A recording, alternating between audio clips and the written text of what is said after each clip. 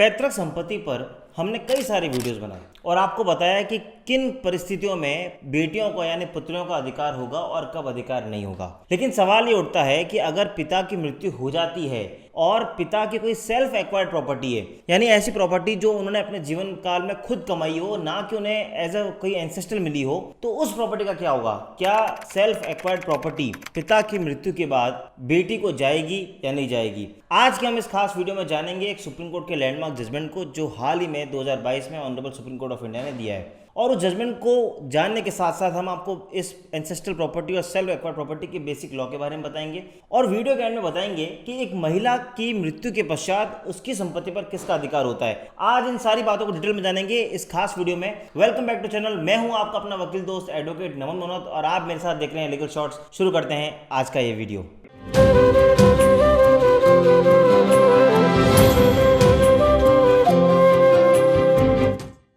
In a judgment that's likely to have far-reaching consequences, the Supreme Court has ruled that daughters can inherit their father's self-acquired property in the event of there being no will.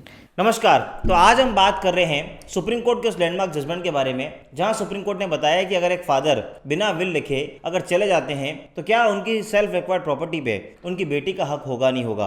Arunachala versus Ponnuswamy 2022 में supreme court ने इस case के अंदर इस law को detail में discuss किया। इस केस की मैं नीचे आपको लिंक दे रहा हूं, अगर आप पूरा चाहते हैं वो जजमेंट पढ़ना तो जाके पढ़ भी सकते हैं। इस केस के अंदर फादर की डेथ हो जाती है और फादर की डेथ के बाद सिर्फ उनकी एकमात्र बेटी होती है जो उनकी अकेली वारिसान होती है, वही बचती है। अब सवाल उठता है सुप्रीम कोर्ट के पास कि क्या उस बेटी को अधिकार मिलना चाहिए उनकी सेल्फ एक्वायर्ड प्रॉपर्टी पे या नहीं। सुप्रीम कोर्ट को जानने से पहले देखते हैं कि ट्रायल कोर्ट और हाई कोर्ट ने क्या कहा। ट्रायल कोर्ट और हाई कोर्ट ने कहा कि अगर फादर की डेथ हो गई है और अगर उनकी सेल्फ एक्वायर्ड प्रॉपर्टी थी तो यहां पर सर्वाइवरशिप का प्रिंसिपल लगेगा, ना कि इनहेरिटेंस का। और अगर इसको मैं सिंपल वर्ड में बोलूं तो उस बेटी को कोई अधिकार नहीं मिलेगा सेल्फ एक्वायर्ड प्रॉपर्टी के अंदर। वो बेटी जब उसको अधिकार नहीं मिलता है तो वो सुप्रीम कोर्ट पहुंचती है। Honourable supreme court of India इस केस के अंदर डिटेल के अंदर हिंदू लॉ और मिताक्षरा लॉ पर डिस्कस करती है। मिताक्षरा लॉ जिसपे हमारा हिंदू लॉ बेस्ड होता है। जब उस सब जजमेंट्स को honourable supreme court of India analysis करती है और हिंदू लॉ और मिताक्षरा लॉ को जब डिस्कस करती है तो इस कंक्लूजन पे पहुंचती है कि जो सेल्फ एक्वायर्ड प्रॉपर्टी होती है,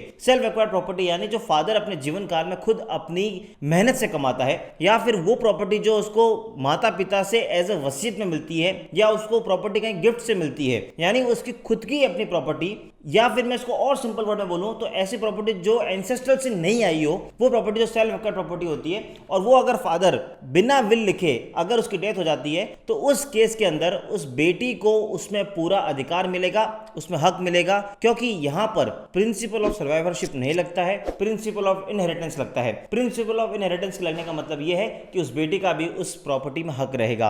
अब यहां पे एक बहुत इंपॉर्टेंट बात है कि फादर की जब डेथ होती है बिना विल हो, क्योंकि अगर विल लिखी हो तो विल के लॉ के अकॉर्डिंग पूरी की पूरी संपत्ति उस विल के अकॉर्डिंग ही जाएगी। फॉर एग्जांपल अगर फादर चाहें और किसी थर्ड पार्टी को कुछ देना चाहे और वो लिख दें कि मेरे 100 बरस पूरे होने के बाद ये जो प्रॉपर्टी है मेरे बेटे या बेटी को नहीं जाएगी और सिर्फ एक एक्स पर्सन को जाएगी, तो उस वसीयत को ही फॉलो किया जाएगा और उस थर्ड पार्टी को ही जाएगी, ना कि बेटे और बेटी को। लेकिन अगर वसीयत नहीं लिखी है और बिना विल लिखे यानी बिना वसीयत लिखे गए हैं तो उस केस में आपके इनहेरिटेंस का प्रिंसिपल अप्लाई होता है। और क्योंकि यहाँ बेटा नहीं था, बेटी ही थी, तो इस केस में बेटी को पूरा उस प्रॉपर्टी में हक मिलेगा। तो सुप्रीम कोर्ट ऑफ इंडिया ने एक बात को बहुत क्लियर कर दिया है, क्योंकि एंसेस्ट्रल प्रॉपर्टी पे तो कई सारे honourable supreme court of India के लैंडमार्क जजमेंट आए हैं जहां उन्होंने बात की है कि एंसेस्ट्रल प्रॉपर्टी में, क्योंकि 2005 में जैसा कि आपको पता अमेंडमेंट आया था, उसके बाद था कि बेटियों को भी समान अधिकार हक मिलेगा। तो उसके बाद से तो कई जजमेंट जो कहते हैं कि एंसेस्ट्रल प्रॉपर्टी में बेटियों को हक मिलेगा। लेकिन सेल्फ एक्वायर्ड प्रॉपर्टी पे थोड़ा सा कंफ्यूजन था, जिसको honourable supreme court of India ने इस जजमेंट के थ्रू क्लियर कर दिया है। और अब 2022 में सुप्रीम कोर्ट ने बात साफ कह दी है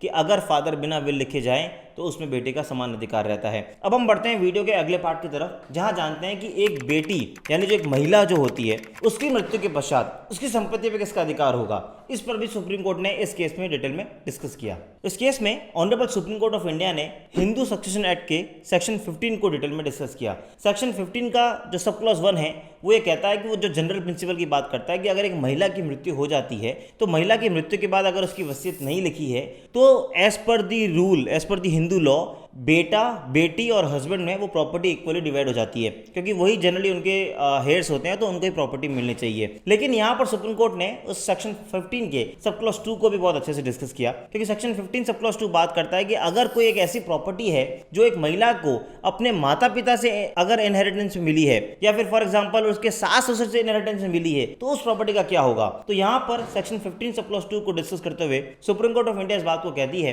कि अगर एक महिला को कोई प्रॉपर्टी उसके माता पिता से मिली है, यानी उसको जन्मदाता से मिली है, और अगर उसके आगे कोई बच्चे नहीं हैं, तो वो प्रॉपर्टी वापस उसकी मृत्यु के पश्चात उसके पिताजी के जो लीगल हेयर होते हैं उनको जाएगी। और यही संपत्ति अगर उसको सास ससुर या हस्बैंड से इनहेरिटेंस में मिली है और अगर उसके बच्चे नहीं हैं, तो उसकी मृत्यु के पश्चात उसके पति के जो लीगल हेयर होते हैं उसको ये प्रॉपर्टी चली जाएगी। थोड़ा सा कॉम्प्लिकेटेड है, लेकिन इसको मैं एग्जाम्पल से समझाऊंगा तो शायद बहुत क्लियर हो जाएगा। फॉर एग्जाम्पल, मेरी माता जी को मेरे नाना या नानी से कोई एक संपत्ति मिलती है। अब मेरे माता जी के जिस समय 100 वर्ष पूरे हो जाते हैं और अगर मैं भी नहीं हूं, मेरे पिताजी भी नहीं है, तो वो प्रॉपर्टी वापस मेरे नाना के लीगल हेयर्स को, यानी मामा मासी जो भी होता है उनको जाएगी। क्योंकि जैसा सुप्रीम कोर्ट ने 15 सब क्लॉज 2 में यही बात बोली कि अगर मैटरनल साइड से आए, यानी माता पिता की साइड से आए, और अगर बच्चे नहीं हैं, तो वापस पिताजी के लीगल हेयर्स पे जाएगी। तो ये एग्जांपल से क्लियर हो गया। और दूसरी जो बात थी, जिसको मैं एक एग्जांपल से वापस क्लियर करता हूं, कि अगर कोई संपत्ति मेरी माता जी को फॉर एग्जाम्पल मेरे दादा या दादी या मेरे पिताजी के थ्रू आती है इनहेरिटेंस में, और मेरे माता जी के 100 वर्ष पूरे होने के बाद अगर मैं नहीं हूं, तो वो प्रॉपर्टी वापस मेरे जो पिताजी के लीगल हेयर है, यानी जो चाचा बुआ ताऊ जी हैं, वो प्रॉपर्टी उनमें चली जाएगी। तो अगर आप कुल मिला के इस पूरे प्रोविजन का अगर बेसिक अंडरस्टैंडिंग अगर आप जानने की कोशिश करें, तो अल्टीमेटली यही होता है कि जो ओरिजिनल सोर्स होता है प्रॉपर्टी का, ये वापस वहीं चली जाती है। तो इसी बात को सुप्रीम कोर्ट ने डिटेल में डिस्कस किया। तो इस पूरे वीडियो में आज हमने जाना है कि जो सेल्फ एक्वायर्ड प्रॉपर्टी होती है, उस सेल्फ एक्वायर्ड प्रॉपर्टी में फादर की डेथ के बाद बेटी का बराबर हक रहता है। इंस्टीट्यूशन में तो रहता ही रहता है, जैसा कि हम पुराने वीडियोज में जानते हैं, उसमें भी हक रहता है। और रही महिला की संपत्ति पे, जो उसका 100 वर्ष पूरे होने के बाद वो जनरली बेटे बेटी और हस्बैंड को जाता है। लेकिन अगर बेटा बेटी नहीं है, तो अगर उसको माता पिता से मिली है तो पिताजी के लीगल हेयर को, और ये प्रॉपर्टी अगर उसके father in law, mother in law या हस्बैंड की साइड से आई है और उसके बच्चे नहीं है, तो उसके हस्बैंड के लीगल हेयर्स को मिलेगी। तो आज के हम इस वीडियो में हमने डिटेल में जाना कि एक महिला की संपत्ति पर आगे किसका अधिकार होता है और महिला को कितना उस पर अधिकार मिलता है। फिर भी अगर आपको कोई डाउट लगता है तो मैं नीचे एक लिंक दे रहा हूं, आप मुझ तक या मेरी टीम तक पहुंचकर अपने सारे केसेस को, सारी कानूनी समस्याओं का समाधान हमसे ले सकते हैं। हम पूरी कोशिश करेंगे कि आपको आपके सारे समस्याओं का समाधान निकालें। अगर आपको ये वीडियो पसंद आ रहा है और आपको ऐसा कंटेंट पसंद आता है, तो चैनल को प्लीज सब्सक्राइब कर दीजिए, ताकि हमारा हौसला बढ़े और हम इस तरह के वीडियोस आप तक लाते रहें। मिलेंगे अगली बार फिर किसी इन्फॉर्मेटिव वीडियो के साथ, तब तक के लिए जय हिंद, जय भारत।